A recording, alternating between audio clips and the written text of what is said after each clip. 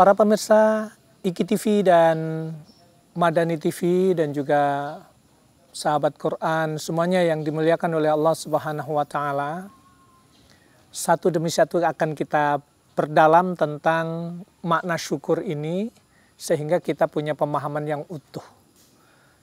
Kalau tadi tentang kita akan dikatakan syukur kepada Allah apabila kita bangun di landasan 5 poin tadi. Nah, berikutnya sekarang kita tahu bahwa begitu banyak nikmat yang Allah berikan. Kemudian kalau itu perintah Allah, apa yang Allah akan berikan kepada kita? Kalau kita bersyukur kepada Allah, apa yang Allah berikan kepada kita? Kita sering mendapatkan la in syakartum la azidannakum wa la in kafartum inna azabi lasyadid. Jadi apabila kalian mensyukuri atas nikmat yang telah aku berikan kepada kalian, sungguh saya akan tambahkan nikmat itu kepadamu. Ini adalah janji Allah untuk hambanya yang senantiasa bersyukur kepadanya. Kalau kita bersyukur kepada Allah, Allah akan tambahkan. Kalau kita semakin mensyukuri, Allah akan tambahkan lagi. Ini adalah janji Allah dan itu adalah sesuatu yang pasti. Indahnya hidup yang kita jalani, ketika kita bersyukur kepada Allah, Allah akan tambahkan nikmatnya, indahnya kehidupan kita.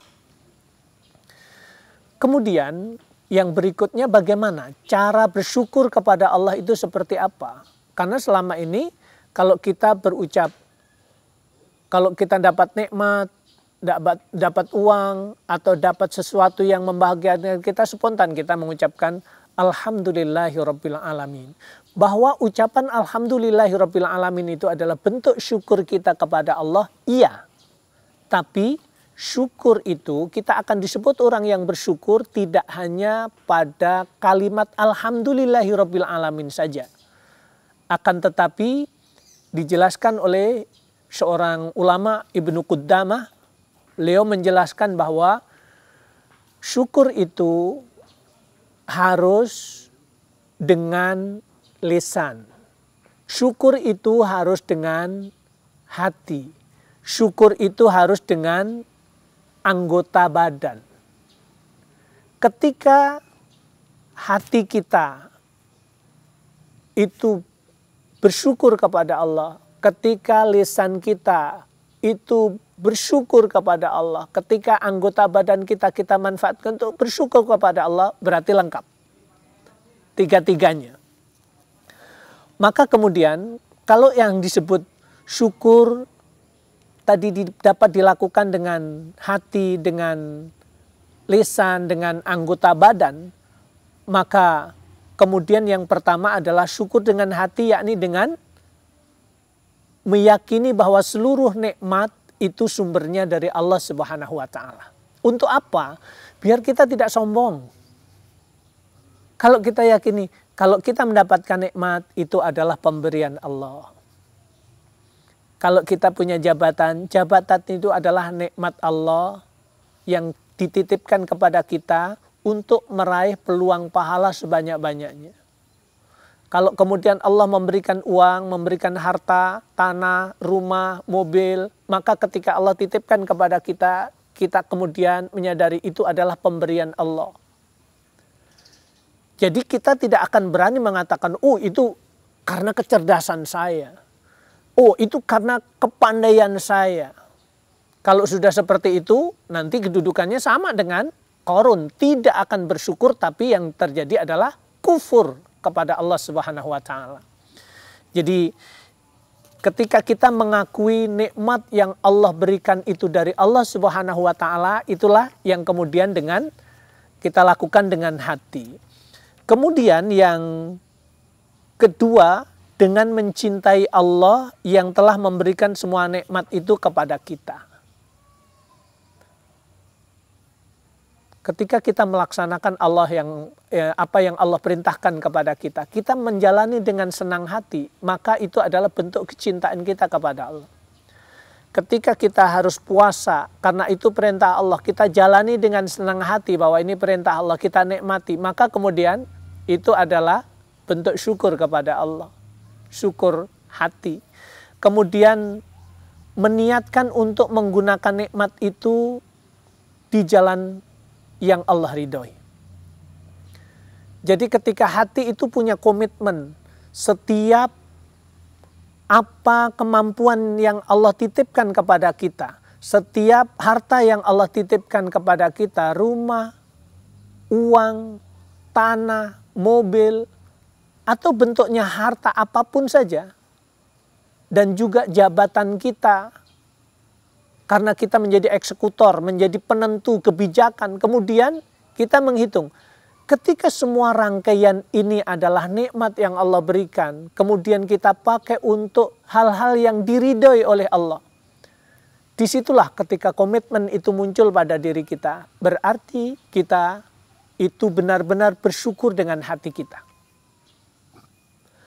Nah, kemudian yang kedua adalah bersyukur dengan lisan. Bagaimana bersyukur dengan lisan? Setiap Allah memberikan nikmat kepada kita, nikmat sehat.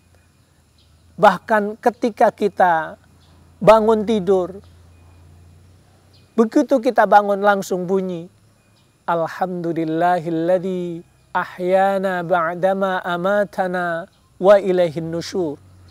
Itu adalah bentuk syukur karena kita sadar Allah baru mematikan kita walaupun sebentar. Mati itu adalah tidur itu bagian dari kematian kita. Makanya orang tidur itu diapakan saja, dia tidak tahu. Dia tidak sadar. Bahkan ketika dia tidur, kemudian bentuk bibirnya seperti apa, atau kemudian kita dibilang ngorok, kita tidak percaya. Emang saya kalau tidur ngorok? Itu menunjukkan bahwa kita tidur itu tidak sadar. Berarti saat itu sebenarnya kita mati. Kemudian Allah sadarkan, Allah hidupkan.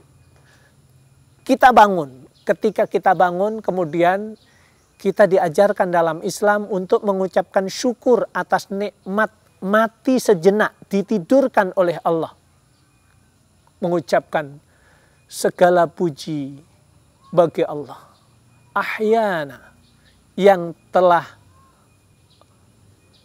menghidupkanku ba'dama amatana, sesudah kematianku, wa ilaihin nusyur.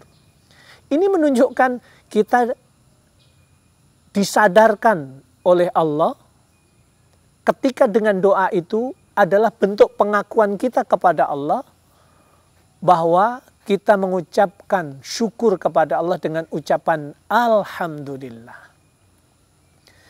Kita mendapatkan kenikmatan apa saja, maka kemudian kita juga mengucapkan Alhamdulillahirabbil alamin. Kita diberikan kesehatan, kemudian kita mengucapkan Alhamdulillahirabbil alamin. Pada saat ada kecelakaan, kita ternyata menjadi orang yang diselamatkan oleh Allah, maka kemudian kita mengucapkan Alhamdulillahirabbil alamin.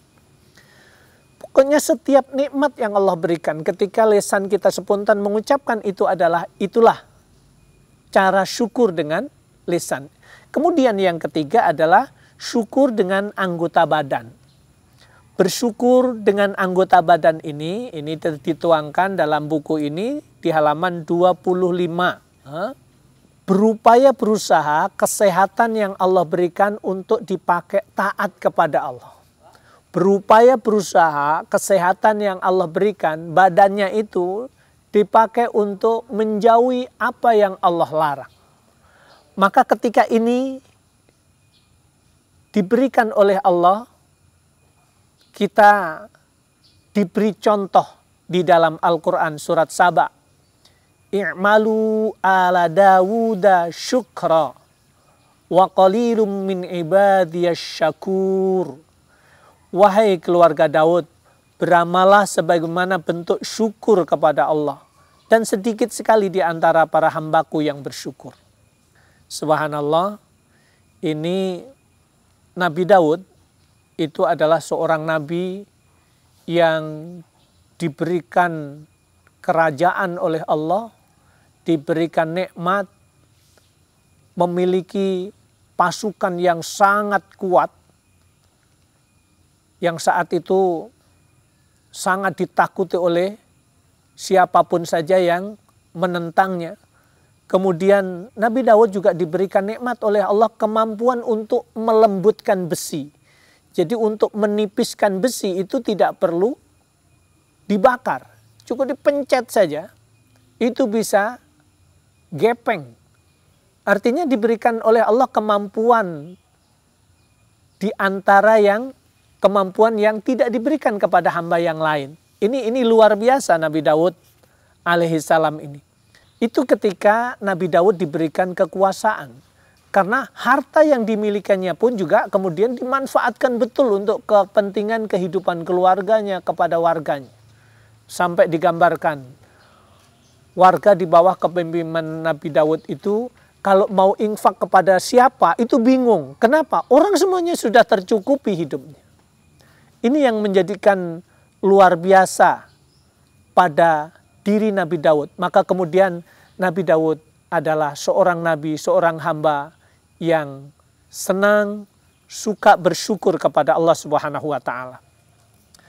Kemudian seringkali begini, orang sering tidak tertarik kepada sesuatu oleh karena sebab ketidaktertarikannya itu tidak tahu manfaatnya apa. Maka akan kita ketahui di dalam halaman 27 di dalam buku ini, manfaat orang yang bersyukur. Saya ringkaskan saja. Kalau kita bersyukur kepada Allah Subhanahu wa Ta'ala, sebenarnya apa yang ingin kita dapatkan? Apa manfaat yang kita dapatkan? Yang pertama, orang yang menjadikan seluruh hidupnya itu senantiasa bersyukur kepada Allah dengan hatinya, dengan lesannya, dengan badannya, dengan jasadnya, itu menunjukkan bahwa itu indikator kesempurnaan iman dan bagusnya keislaman seseorang. Jadi kalau menunjukkan orang itu imannya benar, orang itu Islamnya benar, apabila orang itu berupaya dalam hidupnya menjadikan hatinya, ucapannya, perilakunya, memanfaatkan semua yang diamanahkan kepadanya untuk mendapatkan ridhonya Allah Subhanahu wa Ta'ala. Jadi itu adalah bentuk pengakuan kita kepada Allah Subhanahu wa Ta'ala. Kita ngaku bahwa semua ini adalah pemberian Allah, bukan hanya dari kita. Bukan karena sebab kemampuan kita. Kemudian yang berikutnya adalah faktor penyebab bertambahnya nikmat. Jadi kalau kita bersyukur kepada Allah, nikmat itu Allah akan berikan kepada kita. Kemudian kalau kita bersyukur kepada Allah akan melahirkan timbulnya kecintaan Allah kepada kita semuanya. Kemudian manusia yang bersyukur disukai oleh manusia lainnya. Subhanallah. Kenapa? Karena mengalir saja hidupnya untuk membuat orang lain senang, orang lain suka, Allah juga senang. Berikutnya adalah terhindar dari sifat hasad. Jadi kalau senantiasa bersyukur kepada Allah, pasti orang itu tidak pernah hasad, tidak pernah merasa takut kehilangan terhadap nikmat yang Allah berikan. Dan yang tidak kalah pentingnya adalah kalau kita bersyukur kepada Allah, Allah akan berikan kenikmatan dan Allah tidak akan menyiksa kepada kita. Para pemirsa yang dirahmati oleh Allah Subhanahu wa Ta'ala, mudah-mudahan ini menjadi renungan bagi kita semuanya untuk menjadikan diri kita orang yang senantiasa bersyukur kepada Allah Subhanahu wa Ta'ala.